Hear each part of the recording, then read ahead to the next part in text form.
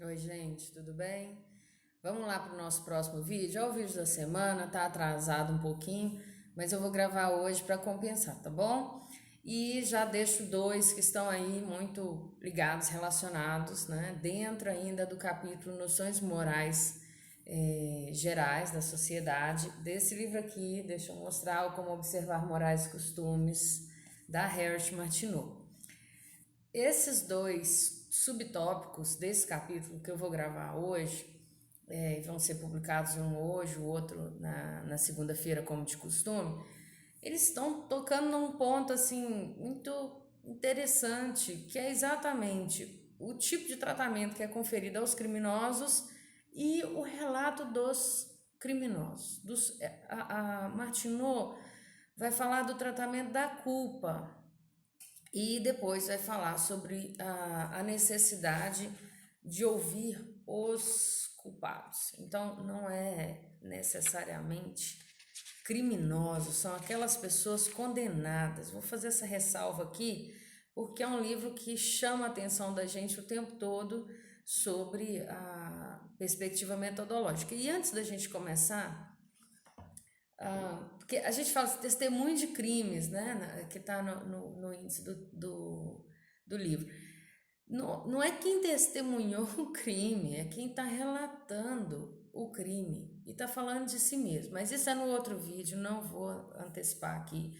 Agora a gente vai gravar o vídeo 21, né? E é da página 138 do livro Como Observar Morais e Costumes, aquele livro que eu publiquei no ano passado, a tradução. E que estou aqui tentando estimular vocês a lê-lo, que é um livro interessantíssimo. Bom, vamos lá.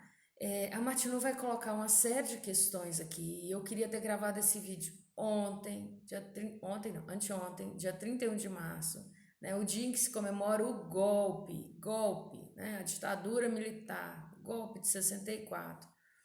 Comemora no sentido de relembrar e não de felicitações como a gente viu aí, né? Nos últimos anos. Não se trata disso, a gente não tem o que comemorar com a ditadura militar.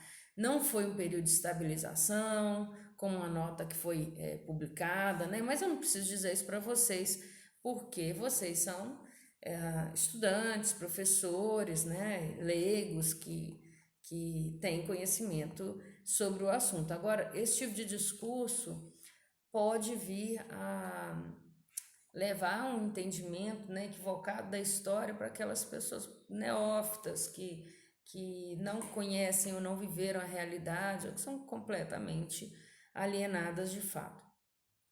A Martineau interessa nesse tópico também para o pessoal que gosta de estudar criminologia. Então, são dois tópicos seguidos que estão muito ligados ao direito penal, à criminologia, a contribuição da sociologia do direito para isso, pelo objeto, tá bom? Como a criminologia está muito ligada à antropologia, à sociologia, então fica aí a dica para os interessados, meus alunos aí do direito, da UFJF, Campus de Governador Valadares, que estejam realizando pesquisas a respeito.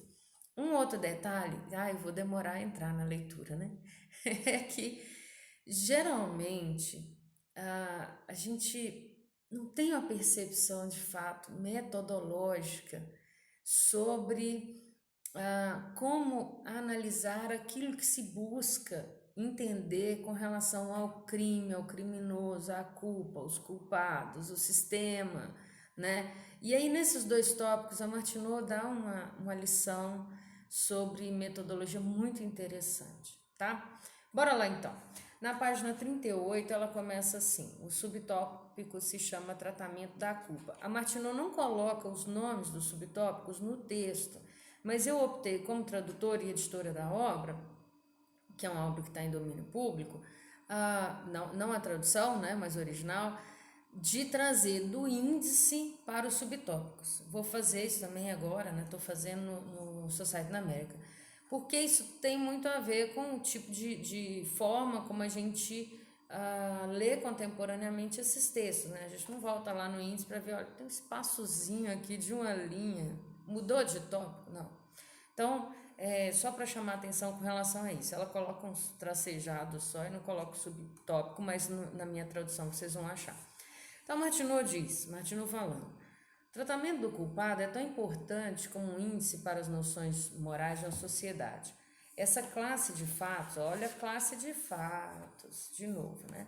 Essa classe de fatos, daqui em diante, renderá infalíveis inferências tanto para os princípios e visões dos governantes, quanto povos sobre o vício, suas causas e remédios. Olha só, o sistema de condenação, ele mostra as morais vigentes na sociedade, ele mostra como os governantes pensam a sociedade, o tipo de regime que está instaurado sobre a sociedade e como o povo se manifesta sobre isso. E aí ela elege essas 3 categorias, o que ela chama de vício no início, suas causas e remédios, tá? Depois ela vai fazer uma consideração sobre isso, vai falar sobre os tipos de condenação, vai voltar muito mais para a forma como nós condenamos algo e o que nós condenamos, e fazendo uma sociologia do direito aí, do que uma análise formal da coisa. No presente, tais fatos devem ser usados com grande cuidado, porque as sociedades dos países civilizados estão em um estado de transição da velha vingança para uma pura filosofia moral. Então ela vai discutir, vai defender o fato de que a punição, tal como se encontrava nos períodos anteriores, era simplesmente uma vingança da sociedade sobre os indivíduos, e que pensar o crime de outro patamar, de outro ponto de vista, é necessário e é urgente, segundo a Martineau, e essa mudança já estava acontecendo. Então ela tem clareza dessas transformações, ao mesmo tempo em que ela fala que conviviam-se masmorras com sistemas muito modernos, né, de aprisionamento. Continuando, os métodos antigos, totalmente vergonhosos como eles são, devem subsistir até que a sociedade tenha inteiramente concordado sobre se preparado para os melhores. E seria difícil pronunciar-se sobre a humanidade dos ingleses a partir de suas prisões, ou a justiça dos franceses a partir de seu sistema de galeras. Olha só, então, ela está dizendo que eles dizem muito sobre a nacionalidade. Agora, se a gente olha mesmo os supostos países civilizados, o que eles nos dizem sobre a condição deles de evolução? E aí eu vou jogar essa questão para vocês. A Martineau está sendo uma evolucionista e em vários momentos ela vai falar sobre estados de morais rebaixado, estado de morais avançado. Então ela está procedendo a um julgamento de valor, né? Ou é a concepção dela, aquela concepção que eu já falei de classificação, numa análise e não para julgamento, né? A Rússia, lembrei do caso da Rússia, né? Condenar determinados determinados crimes, como, por exemplo, a homossexualidade, né? Homoafetividade.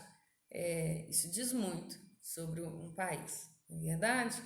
Os graus de confiança na força bruta e na opinião pública não são, de forma alguma, proporcionados para a civilização de respectivas sociedades, como à primeira vista pode ser esperado e como deve ser perante punições.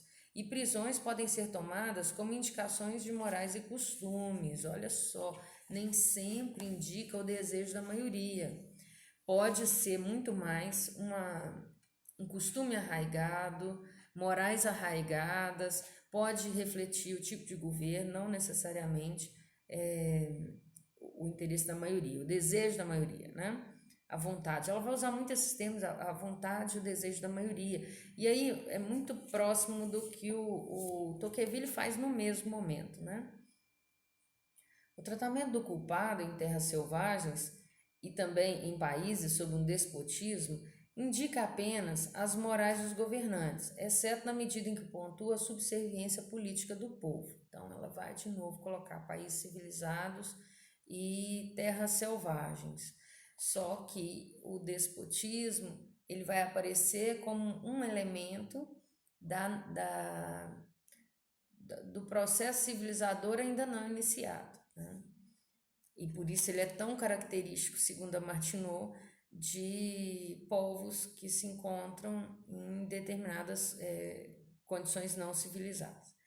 É verdade que os birmaneses, mas ela não faz isso com julgamento de valor, hein, gente? Ela não está falando que povos selvagens são não autogovernados, nada disso. Ela vai trazer vários exemplos. Cuidado com essa tentativa de resumão.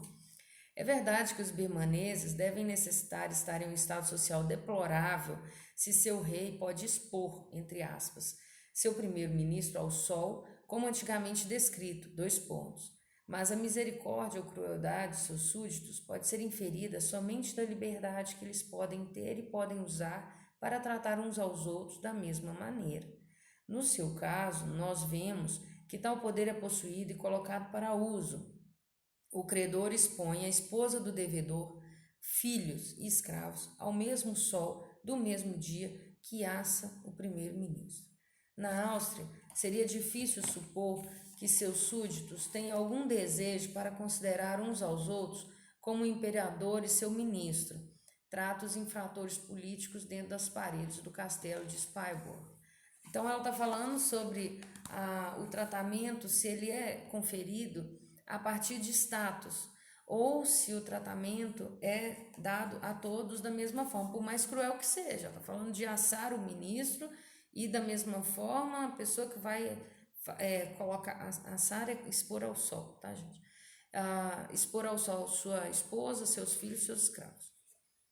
Os russos, em geral, não devem ser responsabilizados pelo transporte de caixões de nobres e cavalheiros para as minas de prata da Sibéria e os regimentos sobre a fronteira.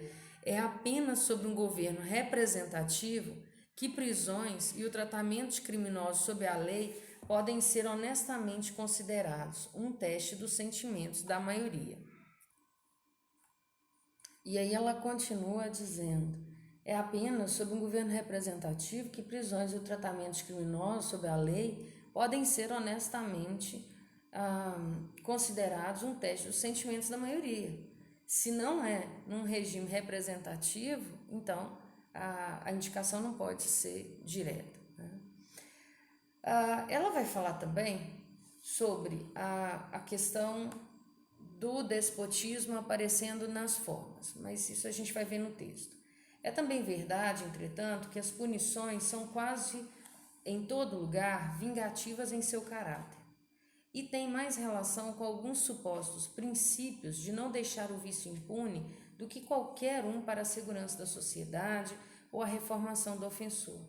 As poucas exceções que existem são um depoimento muito mais conclusivo para um avanço do estado de morais do que os métodos antigos são para a vingança da mente da sociedade, que eles corrompem e deformam. Então, a Martineau chama a atenção, peraí, a vingança não diz nada sobre a segurança da sociedade, ela está dizendo sobre o fato de você oprimir quem foge das normas da sociedade, mas não necessariamente para a segurança ou para a reforma do ofensor, né?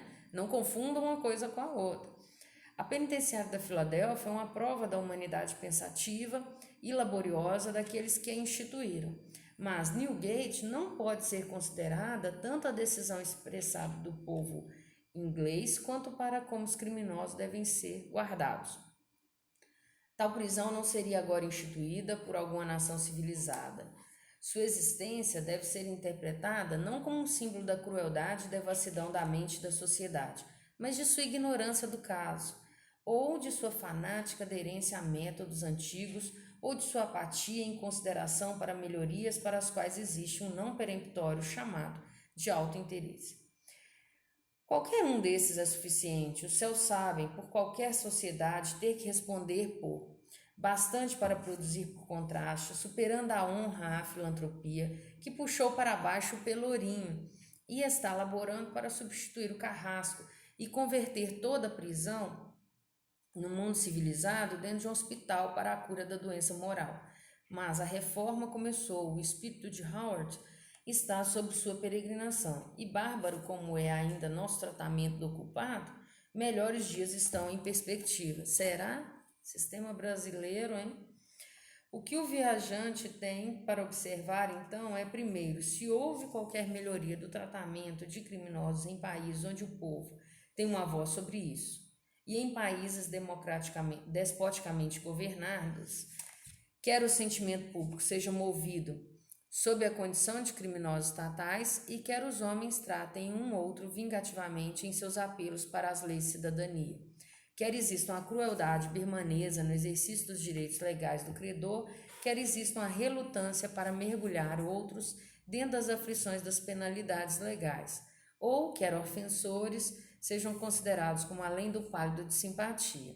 Pode então parecer que se as pessoas entretenham a perniciosa noção de que existe uma linha desenhada para a conduta humana, sobre um lado das quais tudo é virtude e sobre outro tudo vício, ou se elas estão se aproximando para as mais filosóficas e geniais crenças que toda maldade é fraqueza, infortúnio e que, portanto, o culpado necessita de mais cuidado e sensibilidade no arranjo das circunstâncias sobre as quais ele vive, do que aqueles que usufruem de grande força contra a tentação e uma tranquilidade da mente que criminosos podem nunca conhecer. De novo, a Martineau está falando sobre as diferenças que são estruturais. A Martineau sempre se refere à questão institucional e à estrutura como aquela que permite, aquela que condiciona a ação dos indivíduos. Percebe? Eu não posso cobrar das pessoas a mesma condição se elas têm condições de vida desiguais. Esse vídeo vai ficar grande, mas é isso aí, vamos lá. Em algumas partes dos Estados Unidos, essa persuasão geral é notavelmente evidente e em uma incontestável prova do estado avançado de morais lá. Em algumas prisões dos Estados Unidos, tanto cuidado é concedido sobre os arranjos pelos quais os culpados são preservados de contaminar um ou outro, são expostos para boas influências e impedidos do mal, como em qualquer enfermaria sobre a ventilação das alas e a dieta da enfermagem do doente. Em tal região, a vingança em punições sociais deve estar saindo, e visões de Cristo da culpa humana e da enfermidade começando a prevalecer. 2 elementos aqui rapidinho. Ela está comparando o sistema penitenciário evoluído com aquele que reforma o agressor, aquele que dá condições a ele para que mude a sua ação, a sua conduta dentro da sociedade. E em poucos momentos ela cita religião, perspectiva religiosa. Aqui ela falou sobre, ela não está sendo religiosa, mas ela está citando a perspectiva cristã com relação à culpa humana e à enfermidade. Bom, seguindo, as mesmas conclusões podem ser desenhadas de uma observação dos métodos de punição legal. A imprudência da vida humana é um dos sintomas seguros do barbarismo, quer a vida seja tomada pela lei ou pelo assassinato. À medida que os homens crescem civilizados e aprendem a valorizar o mais elevado espiritual e superior acima da vida física, a vida humana cresce sagrada. Os turcos ordenam cortar a cabeça de um escravo quase sem um pensamento sério. Os neozelandeses assassinaram homens por pontuação, para fornecer suas cabeças secas e sorridentes a compradores ingleses que pouco imaginaram o custo pelo qual elas eram obtidas. Esse é o caminho no qual a vida é desperdiçada nas sociedades selvagens, até um comparativamente alto ponto da civilização. A lei faz livre com vida, muito depois da despesa privada verificada ou cessada. Duelos, brigas, assassinatos têm sido aproximadamente descontinuados e mesmo a guerra, em alguma medida, desaprovada perante a lei que devidamente reconhece a sacralidade da vida humana. A gente está vendo esse debate muito fortemente com a invasão que a Rússia promoveu na Ucrânia. Mas chega a hora. Uma geração após a outra cresce com um senso ainda melhor da majestade da vida, dos mistérios da existência de um ser como o homem, da infinidade de ideias e emoções na mente de cada e da infinitude de suas relações sociais. Esses reconhecimentos podem não ser expressos, mas eles são suficientemente reais para impedir a mão de extinguir a vida. A relutância para destruir tal criação é verificada que está a aumentar. Homens preferem sofrer errado a serem acessórios para tão temeroso ato, como que agora parece um assassino judicial. Olha que interessante, né?